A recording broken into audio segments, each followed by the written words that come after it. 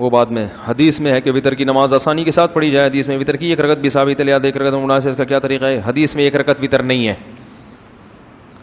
حدیث میں جو آتا ہے کان النبی صلی اللہ علیہ وسلم یوتر بواحدۃ, نبی ایک رکعت وطر پڑھتے تھے, یہ ترجمہ ہم نے خود کیا ہے. پوری حدیث میں امام طحاوی نے حدیث کے الفاظ نقل کیے ہیں کہ اوتر بواحدۃ توتر لکم ما صلیتم, ایک رکعت کے ذریعے پچھلی نمازوں کو طاق بنا دو. ایون اور آڈ کا لفظ سنا ہوگا نا, ایون کہتے ہیں جو دو پہ تقسیم ہو جائے, آڈ کہتے ہیں جو دو پہ تقسیم نہ ہو, طاق عدد جسے کہا جاتا ہے اردو میں. تو جہاں بھی یوتر بواحدۃ کا لفظ ہے وہاں امام ابو حنیفہ کی رائے کے مطابق, اور یہ بڑی مضبوط رائے ہے کہ یوتر بواحدۃ کے الفاظ آئے ہیں, وہاں مطلب یہ کہ ایک رکعت کے ذریعے پچھلی دو رکعتوں کو وطر بنا دو, کیونکہ دو رکعتیں ایون تھیں, ایک کے ذریعے آپ نے کیا بنا دیا؟ آڈ. یہ جہاں بھی لکھا ہوتا ہے نا نبی صلی اللہ علیہ وسلم ایک رکعت وطر پڑھتے تھے, تو آپ ان سے کہیں کہ یہ عربی سے اردو ترجمہ یہ تو تم نے خود کیا ہے, صحیح ہے نا, ایک رکعت وطر پڑھتے تھے. یوتر بواحدۃ کا مطلب ایک رکعت وطر بھی آتا ہے اور ایک رکعت کے ذریعے پچھلی نمازوں کو جفت بنانا بھی آتا ہے, دونوں آتے ہیں. تو احناف کا مستدل صحیح مسلم کی حضرت عائشہ کی حدیث ہے. وہ حدیث یہ ہے کان النبی صلی اللہ علیہ وسلم یوتر بثلاث, تین رکعت کے ذریعے طاق بناتے تھے اپنی پچھلی نمازوں کو. تو اب اس میں بھی یہ امکان ہے کہ تین رکعتیں پڑھتے تھے یا زیادہ, لیکن حضرت عائشہ نے جو اس کی تفصیل بیان کی اس سے صاف پتہ چلتا ہے کہ وہ تین رکعتیں ہوتی تھیں.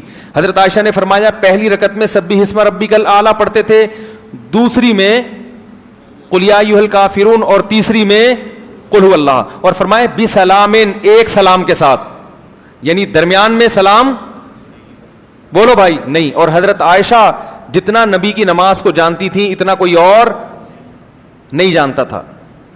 رہا یہ مسئلہ کہ بتسلیمتین کے الفاظ بھی آتے ہیں حدیث میں کہ دو سلاموں کے ساتھ, بھائی دو دفعہ سلام ہے نا, دو رکعت کے بعد بھی اور آخری رکعت کے بعد بھی, تو وہاں دو سلام, یہ جو التحیات ہے نا اس کو بھی سلام سے تعبیر کیا گیا ہے, کیونکہ اس میں ہم السلام علیک ایھا النبی پڑھتے ہیں. تو دو سلام کا مطلب وہاں دو قعدے, نہیں آ رہی بات. تو وطر کے بارے میں بہت ساری مختلف روایتیں ہیں جن میں بڑا تعارض ہے آپس میں. ان تمام روایتوں کو اگر آپ تطبیق دیں تو وہ تطبیق میں جتنا بہتر طریقہ امام ابو حنیفہ نے اختیار کیا ہے, ہماری رائے میں اس سے بہتر طریقہ کسی اور نے اختیار نہیں کیا. لیکن اگر آپ اس طریقے سے متفق نہیں ہے تو کوئی بات نہیں ہے, اختلافی مسئلہ ہے, لیکن آپ اس طرح سے اپنا کلپ ریکارڈ کروائیں کہ لوگ حنفیوں کو بے وقوف سمجھنا شروع کر دیں, اور وہ یہ سمجھیں لوگ کہ ان بیچاروں کو تو بخاری کی یہ جو ایک رکعت والی حدیث ہے اس کا بھی نہیں پتا. تو یہ آپ کی بے وقوفی ہے, آپ کی جہالت ہے کہ آپ اتنے بڑے جاہل ہیں کہ آپ کو اپنی جہالت کا علم بھی نہیں ہے. ایک ہوتا ہے جاہل, ایک ہوتا ہے جہل مرکب. جہل مرکب اس جاہل کو کہتے ہیں جس کو یہی نہ پتا ہو کہ میں جاہل ہوں. تو آپ کو تمام ائمہ کے استدلال معلوم ہونے چاہیے کہ کس نے کس طریقے سے استدلال کیا, اس کے بعد آپ تبصرہ کریں کسی کے اوپر. بہت مشکل ہے سمجھانا, اس کے بعد آپ تبصرہ کریں کسی کے اوپر. تو ہاں بعض صحابہ سے ثابت ہے, تو ایسے تو ہمارا عمل بھی بعض صحابہ سے ثابت ہے. تو صحابہ میں مسئلہ اختلافی تھا. تو لوگ جو ہے نا مجتہدین سے بدگمان کرتے ہیں, ایک طرف کی روایت پیش کرتے ہیں, اور عوام تو اتنی جاہل ہے کہ اس کو یہ بھی نہیں پتا ہوتا کہ یہ ترجمہ بھی صحیح کر رہا ہے کہ نہیں. اور پھر ایسی عوام اپنے آپ کو کیا کہتے ہیں, محقق ہیں, ہم کسی کی تقلید نہیں کرتے. یہ محقق ہے جس کو کم بخت کو یہ بھی نہیں پتا کہ یہ ترجمہ جو کر رہا ہے یہ بنتا بھی ہے کہ نہیں بنتا. ایک دفعہ ایک یورپ سے امریکہ سے ایک صاحب آئے, خون پینا شروع کر دیا میرا, اور وہی کہ وطر تو ایک رکعت ہے, ایک رکعت ہے, ایک رکعت ہے, رٹا لگایا انہوں نے. میں نے کہا تو ٹھیک ہے, ایک رکعت آپ کا اگر اطمینان ہے تو آپ ایک رکعت پڑھیں, ہم تو حرمین میں بھی ایک رکعت پڑھتے ہیں, تو اختلافی مسئلہ ہے. اس نے کہا پھر آپ کیوں تین پڑھتے ہیں؟ میں نے کہا ہماری رائے یہ ہے کہ تین پڑھنی چاہیے, اس میں احتیاط, کیونکہ تین جس طرح سے ہم پڑھتے ہیں اس طرح سب کے نزدیک وطر ہو جاتا ہے. امام شافعی کے یہاں بھی ہو جائے گا, امام احمد کے یہاں بھی. یہ والا جو طریقہ حناف نے اختیار کیا یہ بے غبار ہے, اس میں سب کے نزدیک وطر کی نماز ادا ہو جائے گی. اس میں اختلاف ہے, تو ہم نے کہا یہ اتفاقی طریقہ لے لیا ہم نے. نہیں وہ تو آپ بخاری کی حدیث میں. پھر میں نے کہا آپ کس کے مقلد ہیں؟ کہہ رہا میں تقلید وقلید نہیں کرتا, میں محقق ہوں, میں محقق. میں نے کہا اچھا آپ کی کیا دلیل ہے؟ کہہ رہے ہیں بخاری میں آتا ہے نبی نے فرمایا ایک رکعت وطر پڑھو. میں نے کہا یہ ترجمہ انگلش میں یا اردو میں یہ بھی بخاری میں ہے یہ ترجمہ, نبی نے یہ ترجمہ کر کے دیا ہے؟ کہہ رہے نہیں. کہہ رہے یہ تو جو بھی عالم ہے انہوں نے ترجمہ کیا ہے. تو میں نے کہا آپ کو یہ پتا ہے کہ یہ ترجمہ صحیح ہے غلط ہے؟ کہہ رہے ہیں بڑے عالم ہیں. میں نے کہا اس کا مطلب آپ اس ترجمے میں ان عالم کی تقلید کر رہے ہیں نا, کیا خیال ہے؟ آپ کے پاس تو کوئی دلیل نہیں ہے کہ یہ ترجمہ صحیح ہے یا غلط, آپ تقلید کر رہے ہو.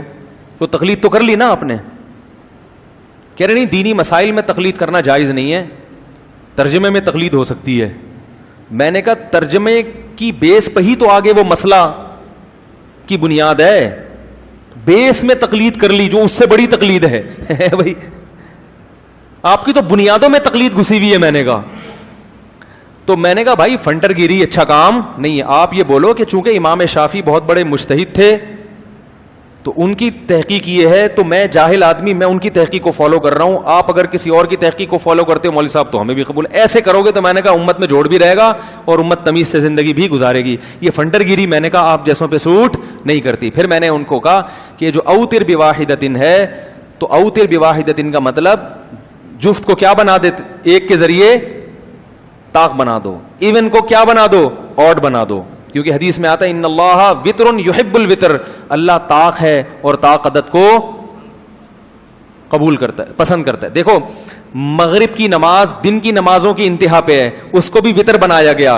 اور یہ جو وطر کی نماز ہے یہ رات کی نمازوں کی انتہا پر ہے, لہذا اس کو بھی